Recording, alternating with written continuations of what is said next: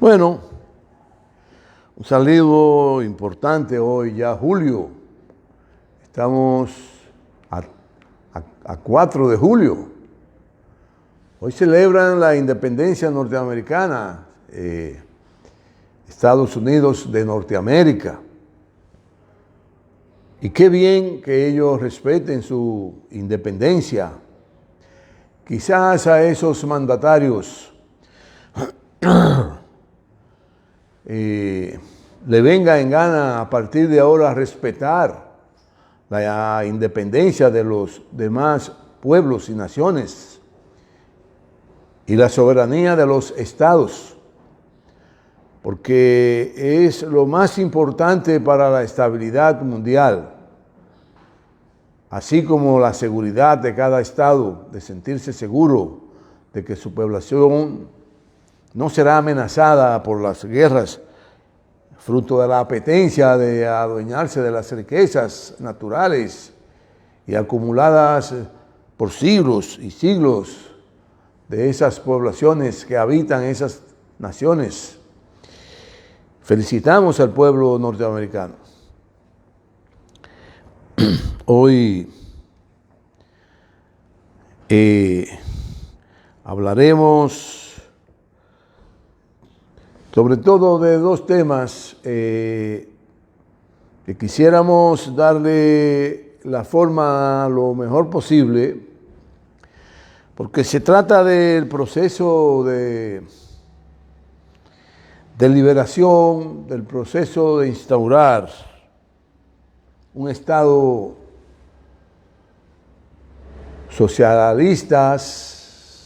socialista,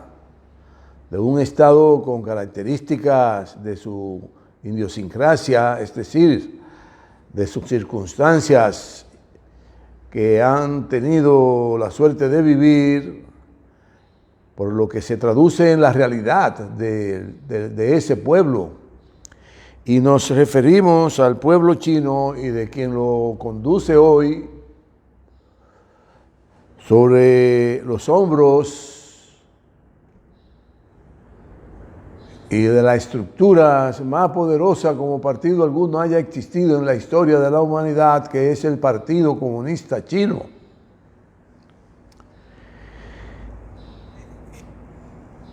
Y muy rápido de cómo llegaron a donde han llegado y cómo tendrán que seguir, a donde tendrán que seguir para bienestar de la humanidad. Y claro está, algo parecido sucedió aquí con un líder de una trascendencia extraordinaria y que concibió la posibilidad de fundar, desarrollar y hacerla vigorosa sobre la base de la liberación nacional a nuestro país, como fue esa idea luminosa y brillante de Juan Bosch, proponerse la liberación nacional de nuestro país. Y así, de modo de pincelada, ¿qué será, qué sería y qué va a ser la liberación nacional? Y el compromiso que habrán de tener los que hoy dirigen y que muy bien dirigen al partido para alcanzar y seguir subiendo peldaños que nos proporcionen la liberación nacional. Y quizás muchas personas piensen que la liberación nacional es una palabra hueca. No, es una acción que debe acometer el partido para lograr y alcanzar un desarrollo importante y producir lo que más da seguridad al ser humano, que es el bienestar. Y Juan Bosch concibió que de la única manera posible que eso se podía conseguir era sobre la base de la liberación nacional. Pues muy bien, la población ha estado atravesando por una situación de calamidades con brote de gripes, y ahora vienen también La epidemia del dengue, que cada verano se incrementa enormemente porque en los veranos, luego del frío y de las lluvias que empiezan a sucederse en los inicios de primavera, genera la multiplicación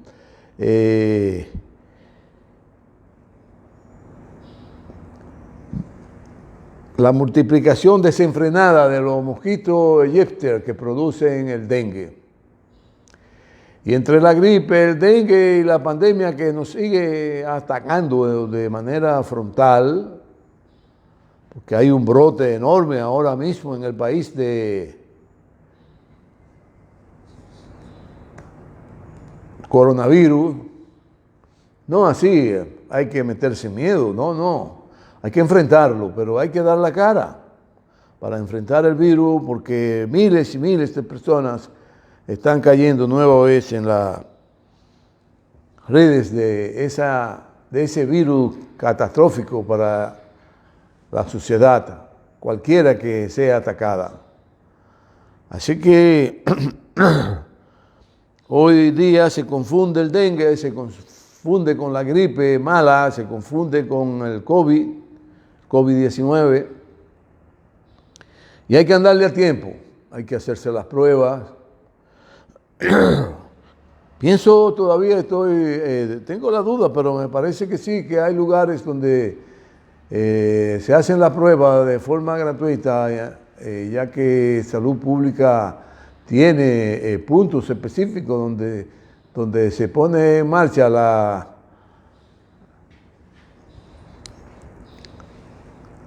las averiguaciones de si usted está infectado del COVID o no. Bueno, esperemos que sí,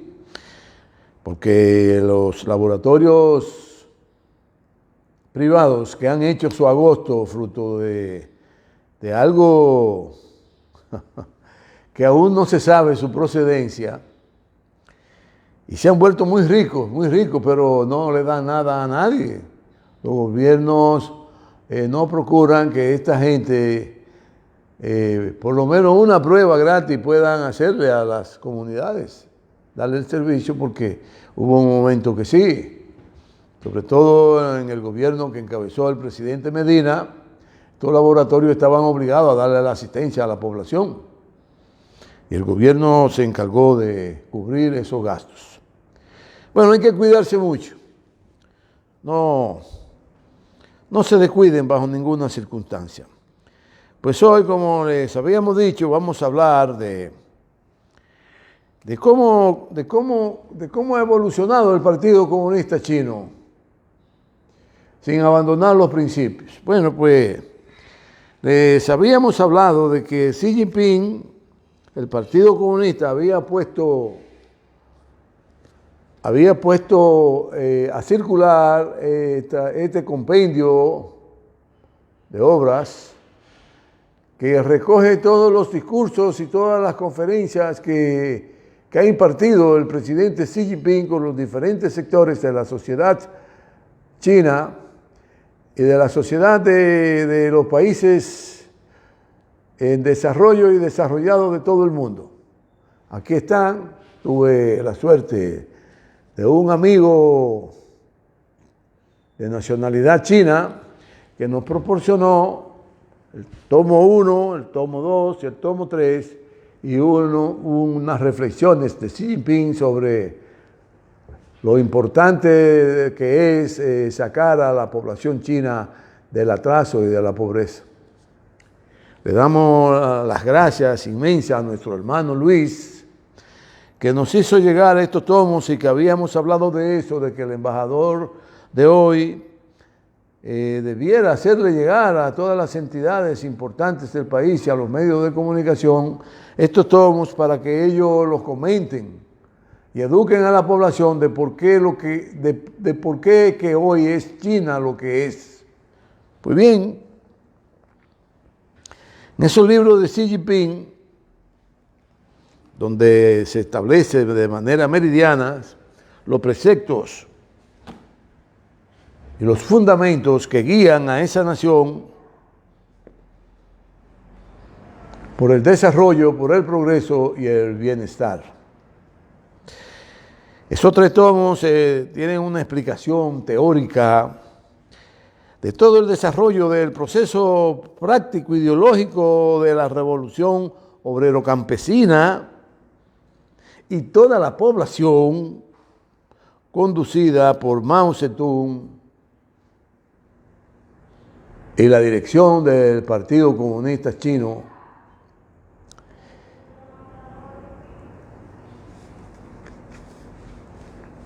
y que con sus enseñanzas,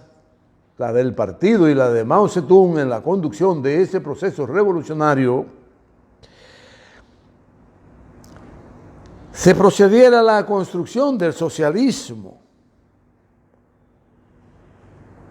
sobre la base de los fundamentos que habían venido acumulando la población china en el transcurso de miles de años. Por lo tanto, esa revolución tenía que tener sobre todo las características chinas, porque si no el partido iba a fracasar en el intento de sublevación nacional bajo las armas y conducido por el Partido Comunista, un proceso hermosísimo donde ganaron una revolución en el 1949 y que procedieron a la declaratoria a todas las naciones del mundo del nacimiento y la fundación del Estado socialista chino conducido por el Partido Comunista de la Nación China. Y que ese proceso tenía que seguir siendo conducido bajo los principios del marxismo y del leninismo en los asuntos ideológicos y fortalecer la conquista que el pueblo chino había alcanzado y profundizar a partir de ahí las características del socialismo chino.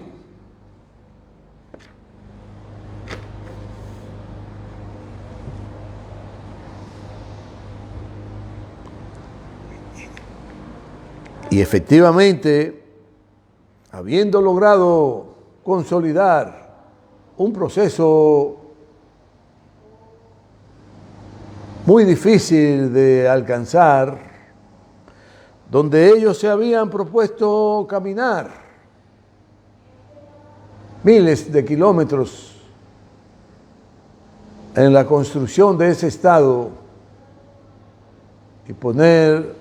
ese partido al servicio del desarrollo y del progreso de la nación china.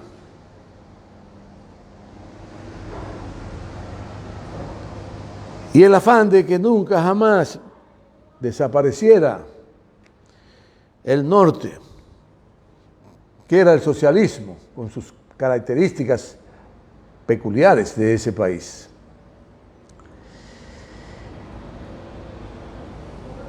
Y tenía entonces el partido, el socialismo, que dar el salto para de alguna manera no desaparecer, porque la pobreza estaba a la orden del día y podía al traste con todos los esfuerzos que se había logrado, sobre todo hacia el 1900, hacia la década de los 70 del siglo pasado.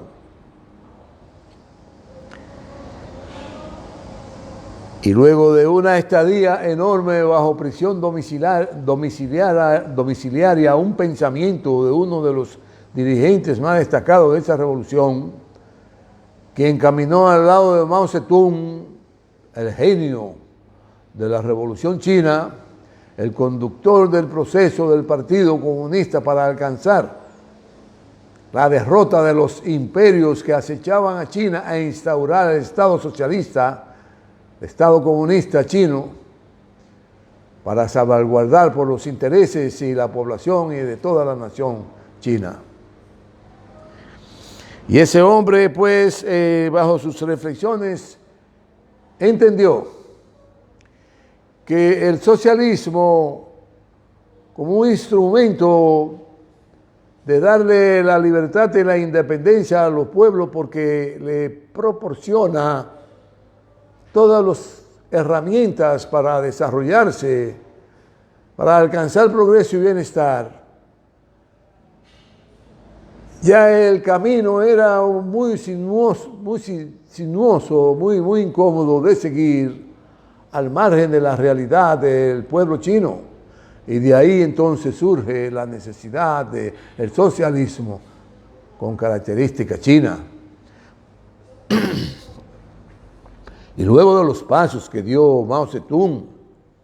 de abrir las compuertas para las alianzas de las empresas transnacionales bajo los acuerdos que establecía China,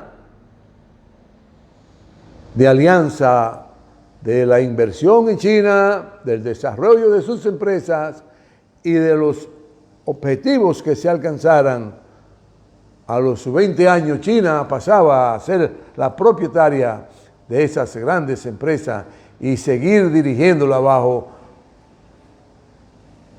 la conducción del Partido Comunista Chino para que le sirvieran en lo absoluto al desarrollo de la población china.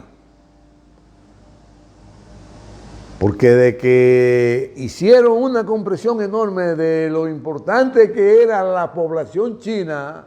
que tuvieron que entender que China era la sumatoria de todas sus etnias, decenas de etnias forman la nación china, y solo es posible conducir una nación bajo la unidad monolítica, donde la equidad, en todo el sentido amplio de la palabra, sea un norte para acentuar la liberación en contra del atraso, en contra de la pobreza, en contra de la miseria, en contra de su desarrollo, y llevar a esa nación, mucho más aún cuando lo es una nación creativa, productiva, ingeniosa,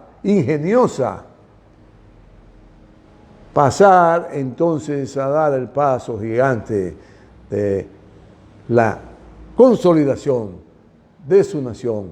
con la unidad indisoluble de toda su población y la unidad de todas las etnias para seguir fuertes y poderosos. Bueno, hay un principio que ha dado mucho de qué hablar en el desarrollo del socialismo y la instauración del Estado socialista, y es que al instaurarse el Estado socialista debe desaparecer el Estado capitalista. Muy bien que desaparezca el Estado capitalista. Al surgir el Estado socialista, entonces, las experiencias acumuladas por el capital que han acumulado debe producir de alguna manera una alianza importante, y que ya en el 1956, Mao Zedong, porque no es como se quiere decir de la grandeza de Deng Xiaoping, ya en el 1956 en China, porque lo habíamos dicho aquí, se puso en marcha la acción tripartita, es decir, donde el Estado, el partido y el capitalismo pusieran su parte cada uno para instaurar empresas y desarrollarlas sobre esa visión del desarrollo compartido que estableció en su pensamiento Mao Zedong. Pero muy bien que apareció ya para la década de los 70 del siglo pasado el pensamiento Deng Xiaoping, donde establecía la necesidad de que dos sistemas y un mundo era posible la coexistencia y provocar el desarrollo que necesitaba China para darle la madre a la pobreza, es decir, aniquilar la pobreza. Y efectivamente, en estos tomos se recoge Xi Jinping los grandes éxitos que ha tenido China en su desarrollo, en su progreso y en el bienestar que están proporcionando cada día a la nación china. Porque es un momento importante que surge en el que debe ponerse a un lado las contradicciones ideológicas, sin perder el norte de por dónde es que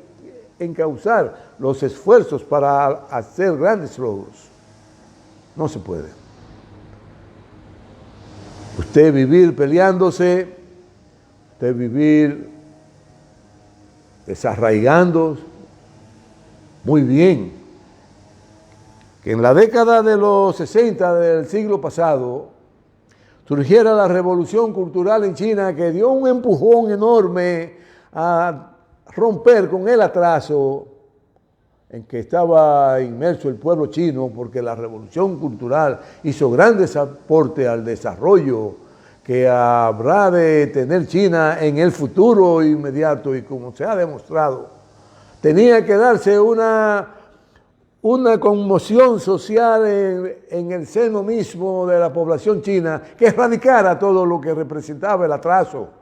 todo lo que representaba mantener en el oscurantismo a la población china. Todas esas diabluras que impuso el imperio occidental y que querían repartirse a China por pedacitos, así como hicieron en Yugoslavia, que se las repartieron por pedacitos, y que hoy los chinos le sacan en cara que bombardearon su embajada en Yugoslavia y mataron más de 20 ciudadanos chinos diplomáticos. Y que eso nunca lo han hablado los occidentales, porque sus aspiraciones es vivir destruyendo las naciones del mundo para de manera descarada asaltarlas y saquearles toda su riqueza. Pero se le está pelando el billete y muy probablemente tengan que coexistir con las demás potencias del mundo, porque ya es insoportable, es insostenible que una sola nación pretenda dirigir y convertirse en el policía de toda la humanidad. Están perdidos, están desenfocados los norteamericanos. Bueno,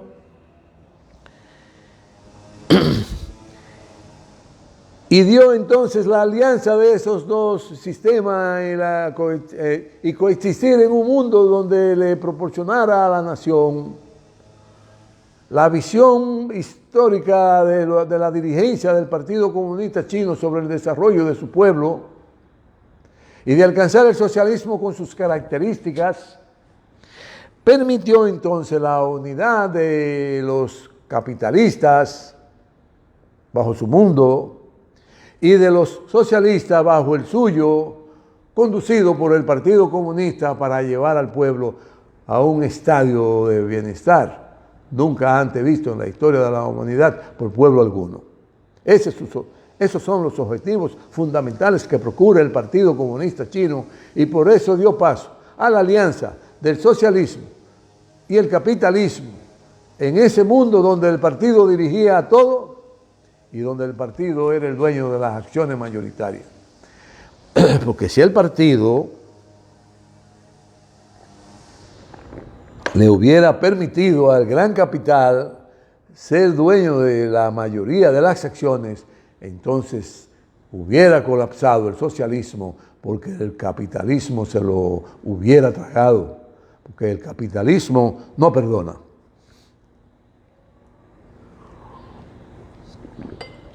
De ahí que, al ser el Partido Comunista Chino el socio mayoritario del desarrollo de la nación china, las grandes riquezas iban a parar a las arcas del Estado chino para impulsar el desarrollo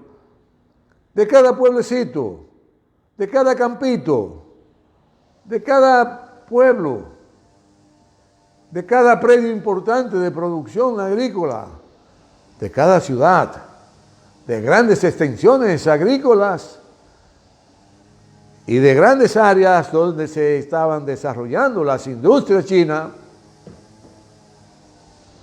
y convertirlos en grandes pueblos, en grandes ciudades, y convertirlos sobre todo bajo la alianza y una visión del Partido Comunista y bajo su dirección de una gran nación, de la más grande nación nunca vista en la humanidad, quizás en el siglo XII, que de manera casual podría decirse entonces ser el imperio más grande del mundo, China. Claro, la insidia, la cizaña que se siembran en la conducción de los procesos provoca que la corrupción se desemboque de una manera que destruye todo, todo lo destruye. Y de ahí entonces las grandes enseñanzas del Partido Comunista de que ese no es el camino, de la cizaña, del individualismo, de la elección al margen del partido, de hacerse rico la gente de manera desordenada. No, no, no, no. Por lo tanto, al ser el Partido Comunista el dueño del 51% de las acciones en todos los negocios que se hicieron, se consolidó para el disfrute de toda la población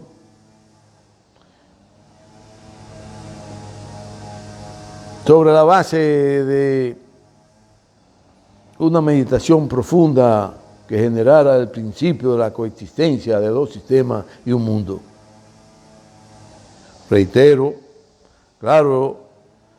el Partido Comunista como conductor de ese proceso socialista con característica china tenía que ser el dueño mayoritario de las acciones, porque si no, colapsaría el bienestar. Si las mayorías de las acciones fueran controladas por el gran capital, y así el socialismo declinaría y moriría. Pero hoy día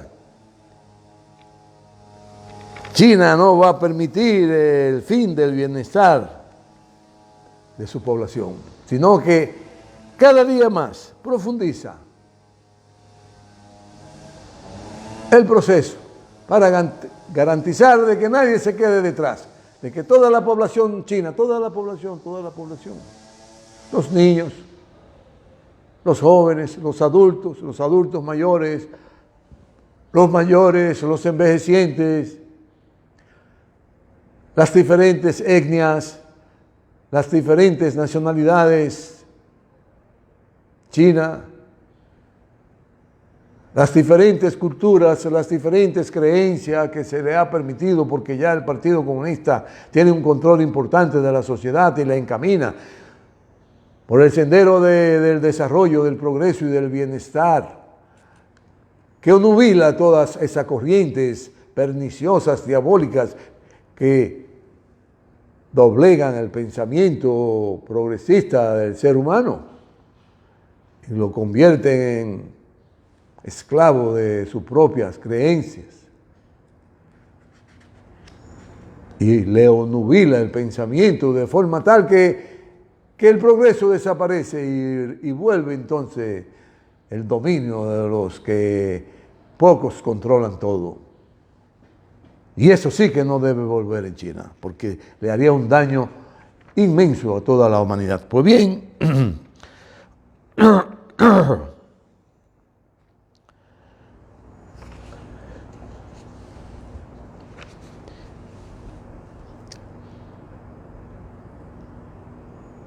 por eso las enseñanzas del principio en lo que a nosotros respecta de la liberación nacional fueron bien implícitas o muy bien planteadas por nuestro guía, y debemos guiarnos por nuestro máximo líder, por nuestro comité político, por nuestro comité central, y entender que para la liberación planteada de 1000 kilómetros hemos tan solo recorrido quizás 20 kilómetros. Ya saben entonces por delante lo que nos queda como progreso, como desarrollo y como bienestar. Porque si de 1000 kilómetros solo hemos recorrido 20 kilómetros, ¿cuánto bienestar, cuánta cantidad de bienestar nos va a producir la liberación dominicana por delante si solo de 1000 kilómetros hemos recorrido 20? Por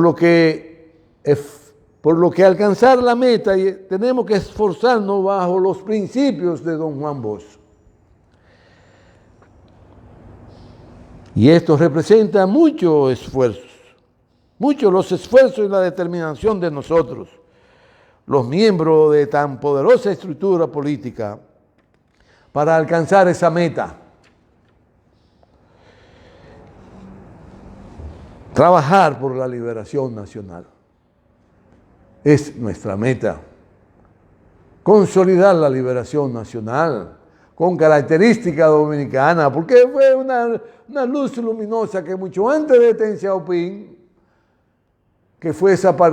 que sus planteamientos empezaron en el 78, en el 80 a desarrollarse. Ya Juan Bosch en el 1973 entendió de manera drástica que tenía que salirse de ese mundo asqueante en el que él estaba en lo político para dar paso a la creación de una entidad que tuviera las condiciones necesarias y la fuerza poderosa e inmensa para lograr entonces alcanzar la liberación nacional. Y eso está ahí. Y es obligación de sus hijos políticos,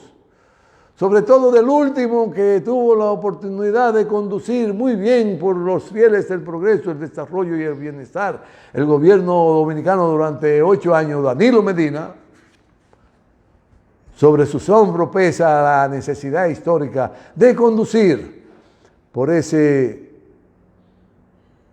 esas metas importantísimas que se trazó Juan Bosch, de consolidar, de construir la liberación dominicana para darle progreso, para darle desarrollo, para darle bienestar, para darle tranquilidad, para darle salud, para darle educación, para darle vivienda, para darle toda la dignidad del mundo que se merece el pueblo dominicano. Es importante seguir conduciendo por el destino de la liberación nacional con todas las condiciones y características de nuestra nación, que fue la parte importante que entendió, que conoció y que dominó Juan Bosch, de saber como la mano de su mano cómo era nuestro pueblo, de lo bueno de nuestro pueblo, de lo creativo de nuestro pueblo, solo que un partido importante tuviera la osadía de conducirlo por el camino correcto, por el camino de la liberación nacional. Muy bien. Y de esa manera entonces es inevitablemente darle en la madre a la desigualdad, darle en la madre a la injusticia, a la falta de equidad, por el desarrollo, por el progreso, por el bienestar de todos, pero de todos, no de élite, no de élite. Nos hacemos fuertes sobre nuestros pies y nuestra fuerza la debemos al partido y sobre ella labremos firme nuestro triunfo. Ese es el mensaje que está dando el compañero Danilo Medina. Algo así como el fundamento de la sociedad china, de que es de desconocer sus raíces, sus etnias, su cultura, su costumbre y sobre la unidad de todo el pueblo transformarse para mejor, condicionado por el partido. Para nosotros, así como los chinos, el partido es lo más importante. Para nosotros el PLD, la liberación nacional es el norte, pues nos proporcionará educación, preparación, mejor forma de vida, garantía desde buena niñez hasta una vejez decente y sobre todo de bienestar, en que nos sintamos ser felices con nuestra vejez y así llegue definitivamente todo el bienestar para toda la nación, pero para toda la nación.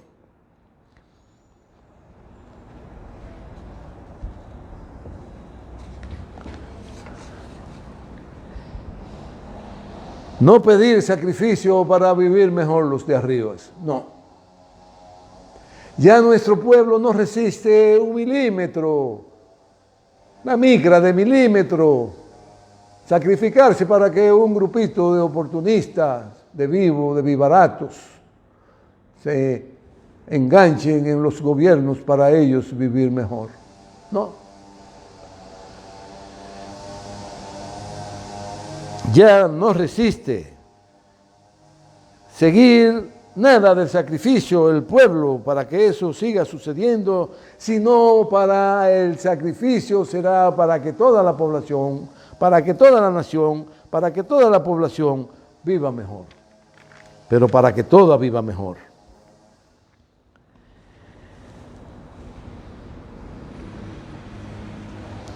Pues el principio del socialismo con características chinas es un principio chino, fundamentado sobre todo por Deng Xiaoping. Muy bien. y excelente. Y ahí están los resultados, grandes resultados. Nosotros, bajo el pensamiento de Juan Bosch, logramos una cantidad de liberación traducida en cantidad de donde nos dejó el presidente Medina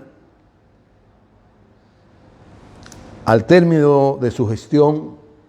porque es cuantificable el bienestar, es cuantificable las transformaciones de las infraestructuras del país, es cuantificable el desarrollo de estructuras exportadores de productos que producían riqueza,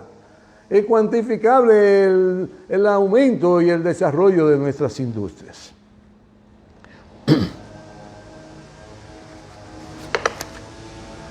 Y así como vaticiné la trascendencia que era para el Partido de la Liberación Dominicana imbuirse en la celebración de su último congreso para garantizar la unidad de todo el partido, el fortalecimiento de todo el partido, la regeneración de todo el partido, la alimentación por células nuevas de hombres y mujeres jóvenes y darles energía tan candente, tan importante para producir todo el calor necesario y que en el 2024 volvamos a gobernar. Hoy hablo de esto porque quiero hacer un aporte de que debemos empezar por donde terminó el periodo de gobierno del presidente Danilo en las alturas que nos dejó de progreso y de desarrollo y bienestar. Y ahí empecemos a escribir, y es responsabilidad de nuestro guía hoy día de conducir ese proceso, el presidente Danilo Medina, al estilo Danilo Medina, al estilo de las realidades de nuestro pueblo, al estilo de las aspiraciones de nuestro pueblo. Y entonces, partiendo de ahí, por la experiencia acumulada por el presidente Medina, escribir, producir, plantear a toda la nación, parecido a como hicimos hace unos días, de las consultas que hicimos con la población, y el compañero Danilo Medina,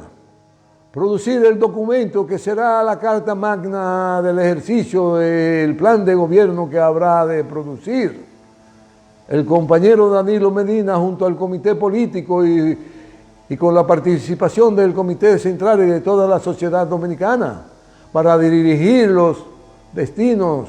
de la nación en el próximo cuatrenio. El plan cuatrienal a que debe someterse el próximo gobierno debe producirlo el Partido de la Liberación Dominicana bajo la óptica y el pensamiento de Juan Bosch de que solo era posible alcanzar mejores niveles de vida de toda la población, era estando conducido por el partido hacia la liberación nacional, y que de todo el recorrido que hay que hacer hemos recorrido una parte ínfima, y desde ahí donde va a iniciar el presidente Medina los planteamientos de ese plan de gobernanza, y que habrán de firmar como con toda la responsabilidad del mundo para asumirlo como suyo, el que surja candidato del partido para dirigir los destinos de la nación en el 2024. Y ese plan de desarrollo cuatrienal, con esa visión de liberación nacional, es lo único que le pondrá candado a la deshonestidad, a la apatía, al desinterés y a la vocación de servicio de todos los hombres y mujeres que se han formado en el PLD para alcanzar mejores niveles de existencia y mejores condiciones de vida, condiciones dignas que nos permitan sentirnos seres humanos. Bueno, en síntesis planteo que debe el PLD su dirección máxima bajo la conducción del pensamiento luminoso del compañero Danilo Medina, de producir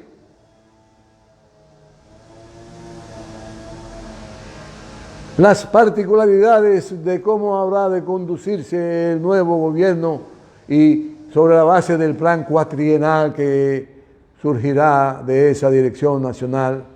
y que bajo la rúbrica de cada quien comprometerse